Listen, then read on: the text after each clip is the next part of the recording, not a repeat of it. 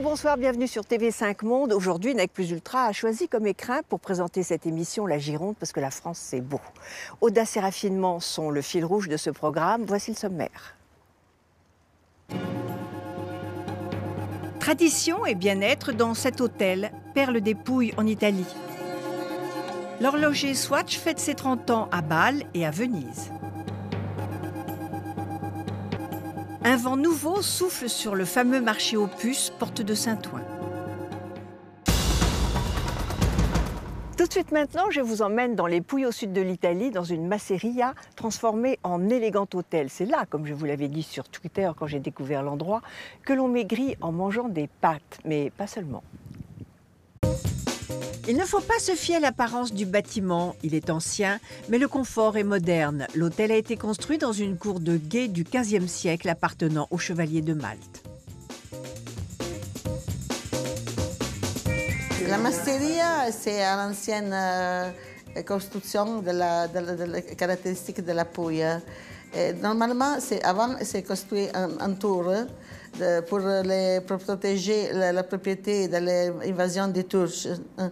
Et après, autour de la tour, on fait des maisons pour les travailleurs. Et le dessus de la tour, c'est normalement habité au moins 15 jours dans les propriétaires.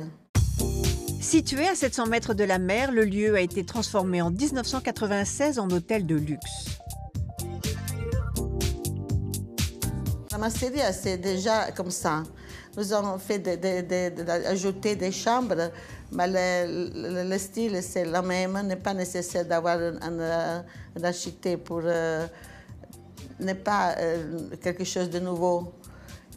Il faut comprendre la philosophie de cette masseria. La décoration rappelle l'histoire du lieu et de la région. L'hôtel emploie aujourd'hui 105 personnes. Nous avons commencé avec 28 chambres, et seulement pendant l'été. Je pensais de chercher quelque chose pour allonger la période d'ouverture. Alors j'avais pensé que la meilleure chose, parce que la mer c'est très près, de faire la thalassothérapie. On construit le centre de thalassothérapie et dans ce moment, on fait des chambres en plus.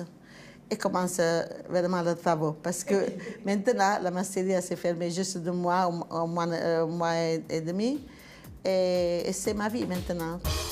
Le centre de thalassothérapie, le premier d'Italie, est alimenté par les eaux salées et minéralisées de l'Adriatique, puisées à plus de 400 mètres de profondeur. Nous avons commencé avec la thalasso et j'avais une médicienne avec un régime hypocalorique. Après, j'avais connu le monsieur Grassi, le docteur Grassi, qui est spécialité pour faire maigrir avec la diète méditerranéenne. Alors, j'avais combiné les deux choses, cioè le traitement avec la thalassothérapie et le régime méditerranéen, qui n'est pas vraiment une diète, c'est un régime, c'est une habitude de manger des choses simples avec l'huile d'olive. Et toutes les deux choses ensemble ont de bons résultats. Ce régime fait la part belle aux fruits, aux légumes, poissons et huile d'olive. Le principe, tout est autorisé si l'on fait preuve de modération. Beaucoup d'études ont démontré que les régimes à base de glucides dotés d'un faible indice graisseux, c'est-à-dire lentement absorbables, génèrent une perte de poids. Le régime méditerranéen est typiquement construit sur ce système puisqu'il contient beaucoup de féculents, principalement des pâtes et peu de graisse. Ce régime est bon pour la santé et réduit les risques d'infarctus. Autre avantage, il est pauvre en sucre.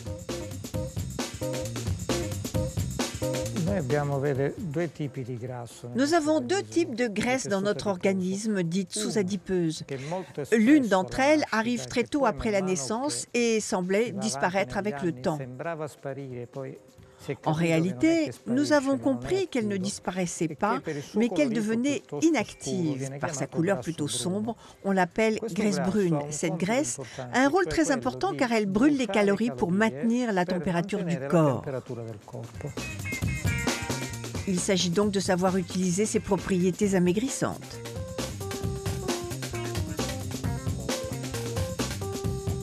Ce tissu sous-adipeux, bien qu'inactif, peut se réactiver s'il est exposé à une basse température entre 16 et 18 degrés et ainsi recommencer à brûler les calories.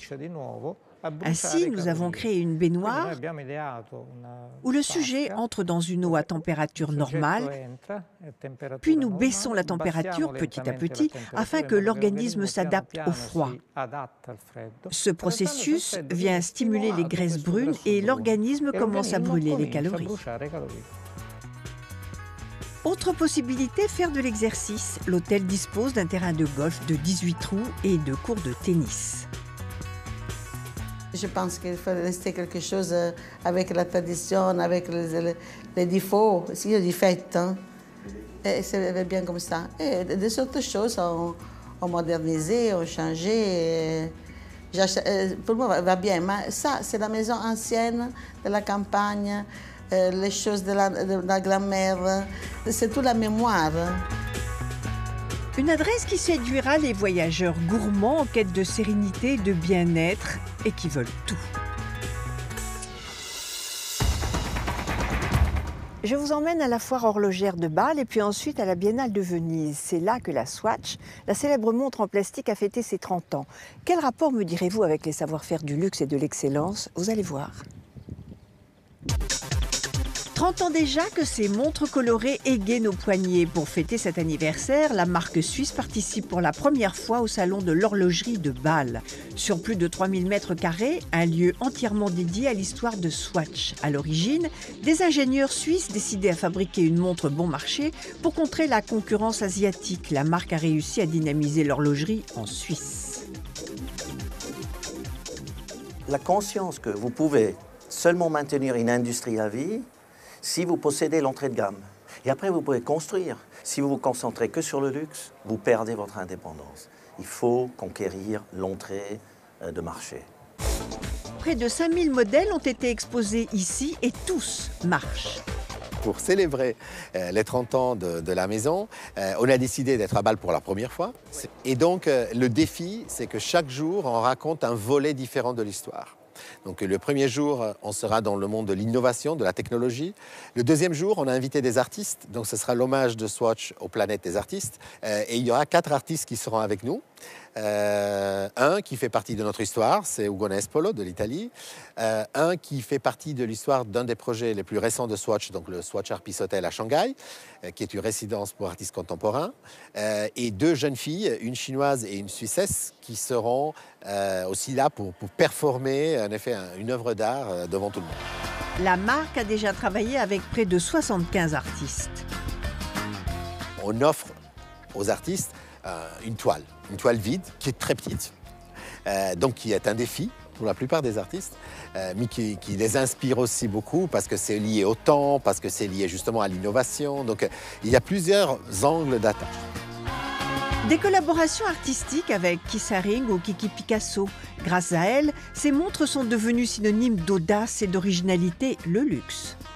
C'est cet esprit, ne jamais accepter les règles qu'on vous donne sans demander pourquoi. Il faut toujours demander mais pourquoi. Comme un enfant, si vous dites, bah, écoute, maintenant tu dois aller au lit, on va dire mais pourquoi? Mais tu dois aller au lit. Il dit oui, mais pourquoi? Je ne suis pas fatigué. Alors il faut donner des explications.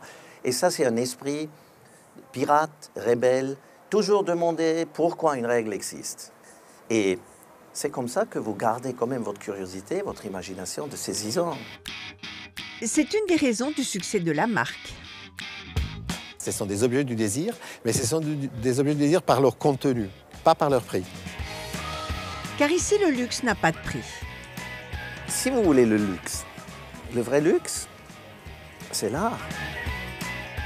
4 artistes ont réalisé des œuvres sous les yeux des visiteurs. Ici, la toile de la chinoise Hélène Chang. Là, celle de l'italien Ugo Nespolo, de l'art pour le poignet.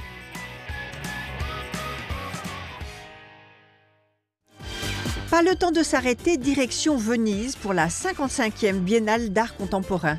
La marque est partenaire de l'événement intitulé cette année le Palais encyclopédique, un engagement cohérent avec la dimension artistique de ces montres.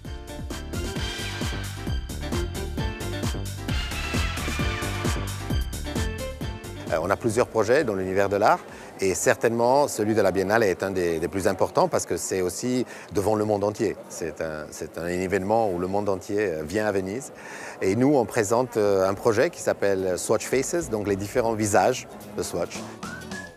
Les visages de Swatch, ce sont ceux des artistes accueillis par la marque en résidence dans son hôtel de luxe à Shanghai. Des créateurs d'art contemporain venus du monde entier et qui bénéficient d'un séjour de 6 mois au maximum. Et parmi eux, l'artiste espagnol José Carlos Casado qui vient de créer une montre.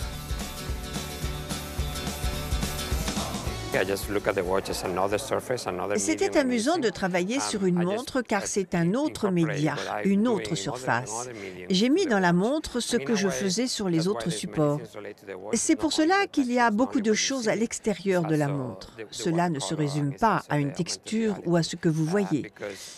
Il y a aussi l'aquarelle et tout ce qui est caché derrière. Mon travail est complexe. Il y a ce que vous voyez et tout ce qu'il y a derrière cette réalité.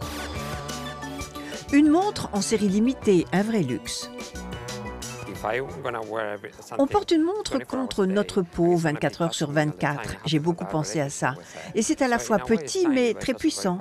Et bien sûr, cela donne l'heure à propos de laquelle on n'arrête pas de s'inquiéter. Chaque montre est vendue avec une aquarelle de l'artiste. Pour moi, réfléchir sur le concept du temps, c'est un moyen de ne plus y penser. Ma collaboration avec Swatch a vraiment été une expérience incroyable. C'est vraiment une entreprise qui a une âme. Avec Malice, il a baptisé sa montre Off. La Biennale rassemble plus de 150 artistes venus du monde entier. Swatch a présenté son mur des visages des trentenaires photographiés avec leurs montres préférées. Une des façons de célébrer ces 30 ans, c'était d'amener des visages de vrais gens. Et c'est pour ça que parmi les trentenaires, on a mis quelqu'un qui a 90 ans. Parce que c'était une petite provocation innocente. Mais c'est ça, on veut aussi, on fait beaucoup attention à célébrer le cœur des gens et pas seulement leur tête et leur cerveau. Nouvelle égérie de la marque, le chanteur le plus relax du monde, Mika. Tout juste trentenaire, il partage l'univers coloré de la marque. Moi, je suis né en 1983, ouais. La même année que Swatch. Et ouais, on a le même âge, mais non, je sais pas. Moi, j'étais né après 9 mois de préparage, oui. Mais Swatch, je pense que c'était né après 20 ans de préparage, alors c'est différent. Le chanteur va créer cette année une montre pour la marque. Plus inattendu, le spectacle d'un maître dans l'art du changement de visage, l'artiste chinois Yi Hongqin. C'est une forme d'art qui est très très ancienne. Ça fait partie, j'imagine, de l'évolution un peu de l'opéra chinois. Et lui, il est vraiment renommé dans le monde entier. Il n'y a pas beaucoup de gens qui font ça. Donc il est venu exprès de Chine, de sa ville, de Chengdu, pour créer ces 4 minutes de performance pour nous et pour nos invités de ce soir. Avec plus de 400 millions de montres vendues, Swatch est une réussite mondiale. L'entreprise a fait du garde-temps un objet de mode, collaborations artistiques, design innovant. Elle a su garder un temps d'avance pour séduire un public toujours plus large. Ce sont les 1001 visages des clients pour qui le luxe n'est pas toujours une question de prix. Pour terminer, je vous invite à venir faire un tour au marché aux puces, porte de Saint-Ouen à Paris. De nouveaux exposants y font souffler un air de jeunesse et ça fait du bien. Car en plus, on y apprend pas mal de choses. Des antiquités au design en passant par la mode, on trouve tout aux puces de Saint-Ouen. C'est le temple absolu des chineurs. Inauguré en 1885, il est aujourd'hui le 4e site le plus touristique de France. Il existe même un fashion tour pour en découvrir toutes les subtilités. C'est désormais de notoriété publique. La capitale de la Chine, c'est Saint-Ouen. Et quid du nouveau Saint-Ouen ? Nous l'avons organisé avec l'ensemble des marchands du marché Dauphine de Saint-Ouen, qui sont donc tous brocanteurs, antiquaires, et qui ont présenté des objets sur le thème de la marine, des objets du XVIIIe, du XIXe, du XXe siècle. Et on a fait donc une présentation avec un ensemble de tableaux, d'objets dans des vitrines. Et ça correspond donc à l'histoire de la marine, l'histoire de la mer sur 2 ou 3 siècles. En 2011, après une longue expérience nord-américaine, Olivier Colonna lance sa galerie à Saint-Ouen. Ma vraie passion, c'est la peinture. Donc 19e et 20e siècle. une époque, je dirais, à partir de l'impressionnisme ou du pré-impressionnisme jusqu'aux années 30, la période, après la Belle Époque, la période Art déco. Voilà, c'est ce que j'aime comme peinture, toutes ces années-là. Le grand bric-à-brac est porté par la vague du très en vogue vintage. Je crois que les puces ont toujours été un lieu assez extraordinaire, assez spectaculaire, tout à fait atypique. Et je pense que les gens aujourd'hui ont un petit peu envie de retrouver ces valeurs-là, c'est-à-dire des choses très originales. Et on a envie d'avoir des choses, des coups de cœur, des choses un peu plus fortes. Entre vêtements vintage et objets d'art, cette boutique a été créée par Sarah Stenitz, la sœur de Benjamin l'antiquaire. Elle se définit elle-même comme une fashion dealer. Des robes vintage de l'époque 1900 à maintenant. C'est des robes, des prototypes, des modèles de défilé. Ça permet un joyeux mélange avec l'art. Depuis juin dernier, le Temple des Chineurs a désormais un sanctuaire, le village vintage, qui accueille le très hype concept store, l'Éclaireur. Quand Hervé m'a demandé si j'étais intéressé de participer à ce projet, j'ai dit oui. Ça nous a donné l'occasion, si vous voulez, d'aller plus loin dans notre démarche, de repenser l'outil de travail, de repenser la combinaison de la mode et du design. Qu'il soit contemporain ou vintage, ça reste du design, ça reste de l'objet, l'amour pour l'objet. Le calendrier n'a pas d'importance sur l'étiquette vintage. On travaille, on représente un artiste aujourd'hui qui est contemporain et dont on traduit l'empreinte avec un parfum de vintage parce qu'il sait utiliser les matériaux d'hier, il les associe à des idées d'aujourd'hui et je pense que c'est plus une question d'objet avant tout et ce coup de cœur pour l'objet. Le cabinet de curiosité de Christian Valoroso mélange les genres sans retenue. Vous verrez, la curiosité n'est pas toujours un vilain défaut.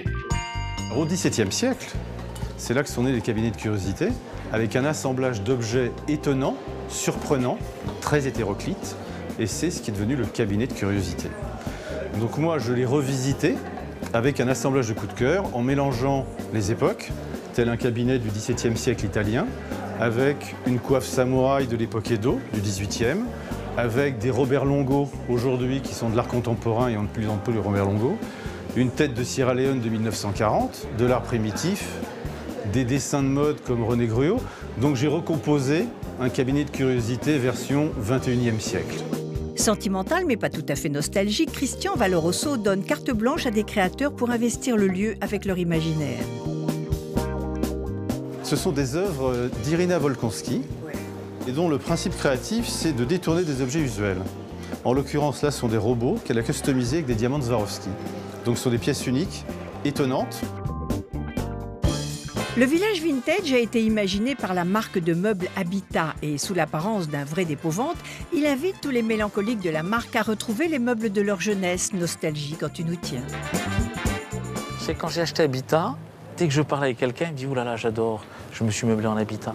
Et j'ai compris qu'il y avait vraiment beaucoup de passionnés. Et c'est un peu aussi pour ça que j'ai fait ce projet. Je pense que ça va être un lieu de rencontre et que tous les passionnés seront ici présents pour discuter, amener un peu leurs produits et faire vivre un peu leur présent. L'enseigne fut créée en 1964 déjà par le designer britannique Terence Conran. Je suis très émue, car Habitat représente pour moi beaucoup plus qu'un simple commerce. C'était passionnant en tant que designer de créer des choses que j'aimais et auxquelles je croyais dans un marché très concurrentiel. Et que cela fonctionne alors que je n'avais aucune expérience en matière de commerce. C'était très excitant.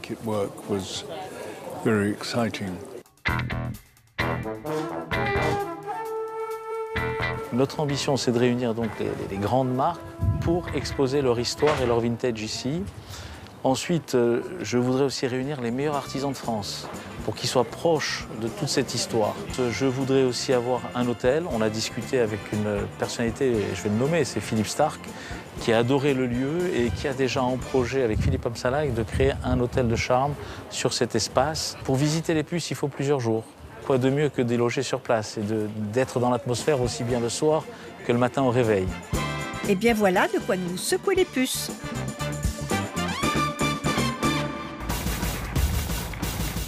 Et si c'était ça, pensez à tout dans les moindres détails pour faire plaisir aux autres. Merci de nous avoir suivis, merci de votre fidélité. Je vous retrouve la semaine prochaine, toujours sur TV5 Monde ou sur notre page Facebook, où vous pouvez revoir pendant 3 mois cette émission. En attendant, voici notre coup de cœur, puisqu'à Nec Plus Ultra, le luxe est avant tout une histoire de cœur. Au revoir.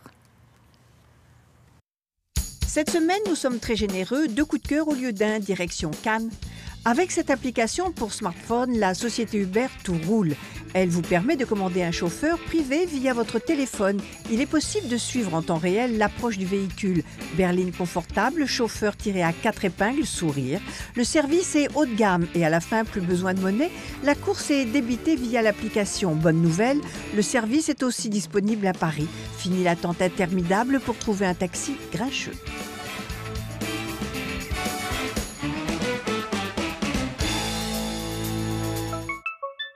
Levana lance le bijou pour oreille. Il ne se fixe pas sur le lobe, mais derrière grâce à une oreillette. Les plumes sont françaises et l'objet réalisé à la main à Cannes. Il existe une 30aine de modèles, un accessoire tendance et made in France.